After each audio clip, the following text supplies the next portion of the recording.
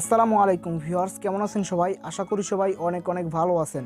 তো ভিউয়ার্স, আজকের এই ভিডিওতে আমি আপনাদের দেখাবো কিভাবে আপনারা ট্রোল পোস্ট বানাতে পারেন। আপনারা ফেসবুকে বিভিন্ন গ্রুপে বা পেজে আপনারা দেখতে পারেন যে ট্রোল পোস্ট বানায় একটা একটা ছবি থেকে, সেই ছবিটার উপরে বিভিন্ন লেখা দেয়, ফানি লেখা দেয়। আপনারা আমার স্ক্রিনে যে ফটো দেখতে পাচ্ছেন, এই ফটোগুলো আপনি কিভাবে তৈরি করতে পারবেন, এই টেমপ্লেটগুলো কই পাবেন, সেই বিষয়বস্তু নিয়ে কথা বলবো আজকের এই ভিডিওতে।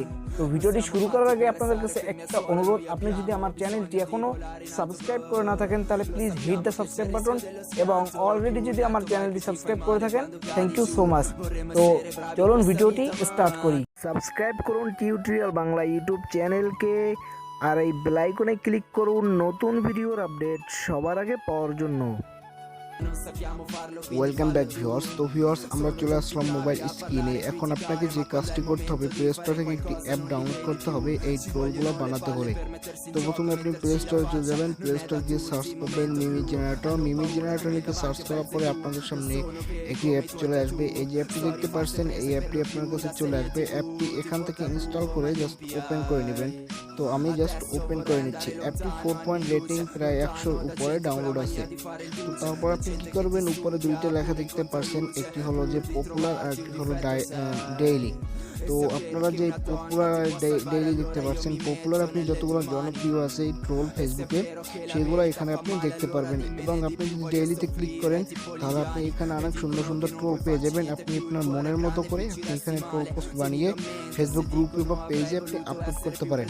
তো তারপর আপনি এই যে ট্রোলগুলো দেখছেন, এই ট্রোলগুলো কিন্তু বেশি সবচেয়ে স্ক্রিনশট দেখুন গ্রুপ এবং এডিটিং দেখুন গ্রুপে বেশি চলে। এখন আপনাকে এই ট্রোলগুলো বানাতে হলে আপনাকে কি করতে হবে, নিচে যে আপনি টেক্সট অপশন দেখতে পাচ্ছেন, জাস্ট টেক্সটে ক্লিক করবেন।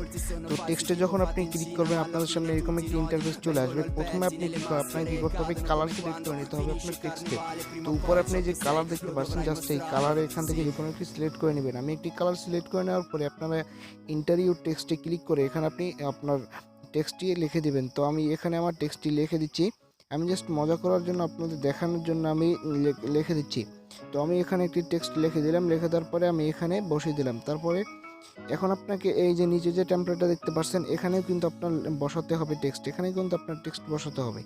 সেই জন্য আপনি আবার কি করবেন, নিচে টেক্সটে ক্লিক করে আবার আপনি কালার সিলেক্ট করবেন।